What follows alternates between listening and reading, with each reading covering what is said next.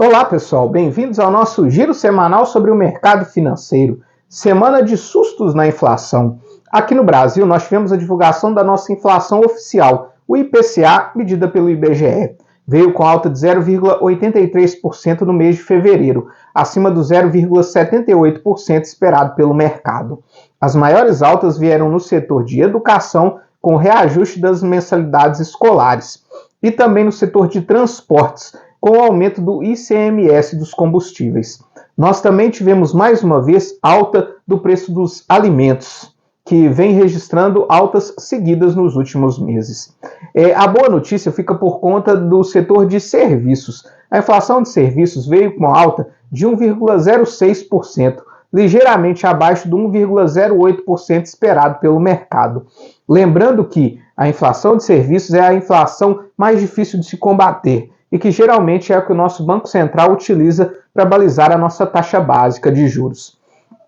Já nos Estados Unidos, apesar da inflação ao consumidor medida pelo CPI, que veio com alta de 0,4%, dentro daquilo que era esperado pelo mercado, com alta de 3,2% no acumulado nos últimos 12 meses, o susto veio da inflação ao produtor, que veio com alta de 0,6%, acumulando alta nos últimos 12 meses de 1,6%. O mercado esperava uma alta na inflação ao produtor de só 0,4%. Essa inflação acima do esperado ao produtor nos Estados Unidos, por mais que não mude aí as perspectivas do mercado, que nós tenhamos uma queda de juros nos Estados Unidos já a partir do mês de junho, pode mudar a visão de longo prazo do Banco Central de lá em relação ao ritmo e à intensidade dos cortes de juros, o que acabou fazendo com que as bolsas dos Estados Unidos caíssem na sexta-feira. Já na Argentina, apesar da inflação ter desacelerado em relação aos meses anteriores, registrou uma alta de 13,2% no mês de fevereiro, ante aos 20% registrado no mês passado. A Argentina ainda continua tendo a maior inflação do mundo, registrando uma alta acumulada de 276,2% nos últimos 12 meses. Mesmo assim, o seu Banco Central decidiu reduzir a sua taxa básica de juros, que lá estava em 110% ao ano, e agora foi reduzida para 80% ao ano. Por outro lado, a economia brasileira dá sinais de que está muito melhor do que aquilo que era previsto inicialmente. As vendas no varejo vieram com alta de 2,5% no mês de janeiro, quando o mercado só esperava uma alta de 0,2%. Já o volume de serviços registrou uma alta de 0,7%, quando o mercado esperava queda de 0,4%. Já o número de vagas de emprego com carteira assinada no mês de janeiro veio com a criação de 180 mil vagas, quando o mercado esperava aí só a criação de 85 mil vagas. Isso fez com que os especialistas começassem a rever as projeções do PIB, principalmente para o primeiro trimestre desse ano. Por outro lado, uma economia mais forte pode trazer aí uma certa pressão inflacionária, o que pode tornar aí a missão do nosso Banco Central um pouco mais complicada. O nosso Ibovespa encerra essa semana com queda de 0,26%. Enquanto isso, o dólar subiu 0,25% e encerra essa semana cotado aos R$ 5,00. Além das questões relacionadas à inflação, a turbulência do nosso mercado interno, principalmente em relação às questões políticas, continua. O presidente Lula deu uma entrevista ao SBT essa semana, onde ele disse que a Petrobras ela não pode olhar só para os acionistas, chamou o mercado financeiro de voraz e cobrou mais uma vez publicamente que a Petrobras precisa aí baixar o preço dos combustíveis para atender o interesse dos brasileiros. Lula também criticou o presidente do Banco Central, Roberto Campos Neto, diz que não existe nenhuma justificativa inflacionária para termos uma taxa Selic a 11,25%, chamou o Campos Neto de esse cidadão. Por outro lado, o Banco Central do Brasil ele foi eleito o melhor Banco Central do mundo neste último ano pela revista Central Bank, que é uma revista aí que acompanha o desempenho dos bancos centrais ao redor do mundo. E foi destacado por essa revista o papel do Banco Central no controle da inflação, quando subiu os juros de forma rápida, quando precisava, e além disso foi elogiada a sua independência, mesmo diante das fortes pressões externas. Roberto Campos Neto, presidente do nosso Banco Central, ele foi eleito o melhor banqueiro central nos últimos 3 anos. Porém, o mandato de Roberto Campos Neto se encerra no final deste ano de 2024.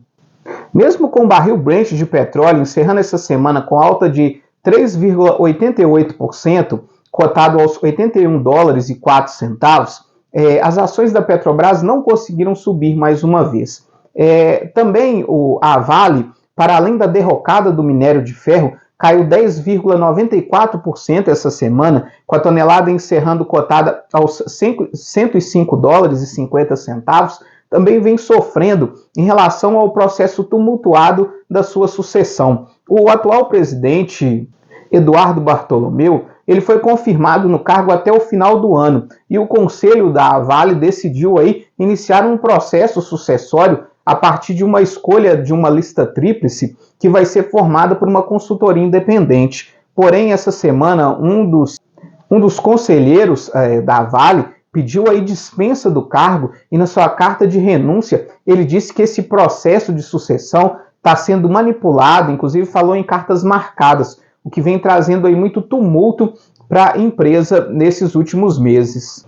O que acabou ajudando um pouco as ações da Petrobras ao longo dessa semana foi a indicação do governo de que terá um nome da Fazenda dentro do Conselho da Petrobras. A indicação desse nome, indicado pelo Ministério da Fazenda, faz acreditar que a petroleira possa vir aí a liberar os dividendos extraordinários que eram previstos pelo mercado e que foram retidos a pedido do governo, porque lembrando que o governo federal é o maior acionista da Petrobras, então ele seria o maior beneficiado pela liberação desses dividendos, o que ajuda a Fazenda na sua corrida aí para cumprir a sua meta de déficit zero para esse ano.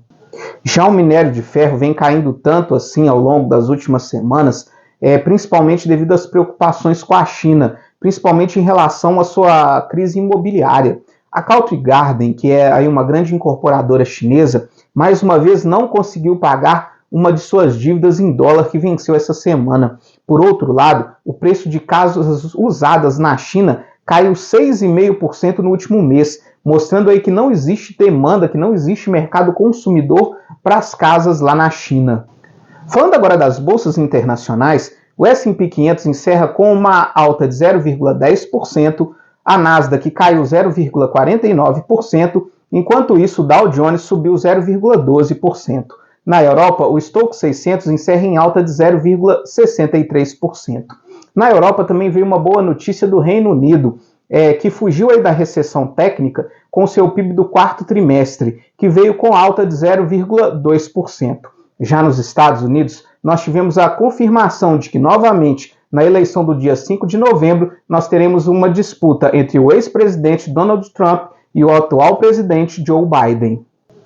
Já a renda fixa andou meio de lado essa semana. Os juros futuros, com o DI para janeiro de 25, encerram em leve alta de 0,07 pontos percentuais, cotado a 9,96. A carteira geral de títulos públicos, o IMA geral, encerra essa semana em leve queda de 0,04 pontos percentuais, enquanto isso os pré-fixados, medidos pelo IRFM, encerram essa semana com uma queda de 0,05 pontos percentuais. O governo federal, numa tentativa de impulsionar um pouco mais a nossa economia, também confirmou essa semana o adiantamento do 13º dos aposentados e pensionistas do INSS, que vai ser pago em 2 parcelas, nos meses de abril e maio. Para a semana que vem, todos os olhares do mercado vão estar concentrados na quarta-feira. A gente tem decisão de taxa de juros aqui no Brasil. A expectativa é de mais uma queda de 0,5 ponto percentual na taxa de juros e o mercado vai observar principalmente o comunicado de se o nosso Banco Central vai retirar aí a perspectiva de novas quedas de juros de 0,5 ponto percentual. Enquanto isso, nos Estados Unidos, a perspectiva é de manutenção da taxa de juros. Porém, também a expectativa no comunicado se vai sinalizar se já a partir do mês de junho nós teremos queda de juros por lá. Nós também temos decisão de taxa de juros no Japão e na China. E também no Reino Unido na quinta-feira. Além disso, nós vamos ter a divulgação da inflação da zona do euro. Muito obrigado e até a próxima semana.